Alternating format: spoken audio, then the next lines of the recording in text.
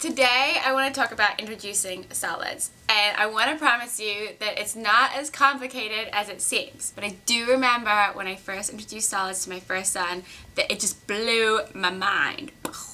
The thought of introducing something solid into his mouth that wasn't milk freaked me out. So I've been there and I understand. But I want you to know that it's gonna happen. There's no toddler out there that's only drinking milk. They're all eating food. And second of all, your baby is different to other people's babies. So get to know your baby and let them get used to solids on their own time and try not to compare them to everybody else. Okay, now let's talk about some myths. It is a myth that putting rice cereal in your baby's bottle before 6 months will help them sleep through the night. So don't even worry about that. Second of all, it is a myth that you need to introduce solids in color order. You don't have to introduce yellow foods, then orange foods, then green foods, then red foods. You don't need to do that. You can introduce pretty much anything you want after 6 months except honey. You can't introduce honey until after the first year. But you're going to want to space out the introduction of each new food by 3 days. So if there is an allergy, you know what it's from. So the American Academy of Pediatrics recommends that you start feeding your baby solids at 6 months. So when you go to your pediatrician, check with them, check your baby's ready, and then you can start.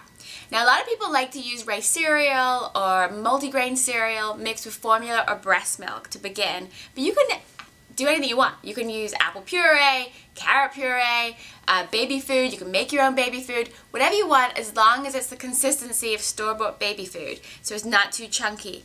The other thing to remember is your baby is not getting all their nutrition from solids at this point. They're still getting it from the milk. So it's more about learning how to eat solid foods than it is about actually getting a lot of nutrition at this point. If you're unsure about the consistency of the baby food, then check out my video on mixing baby food.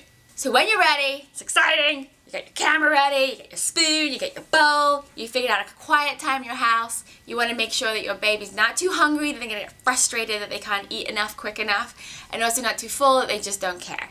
I recommend starting their bottle or their breastfeeding, finishing halfway through, then trying the solids, and then finishing up the feed with the milk.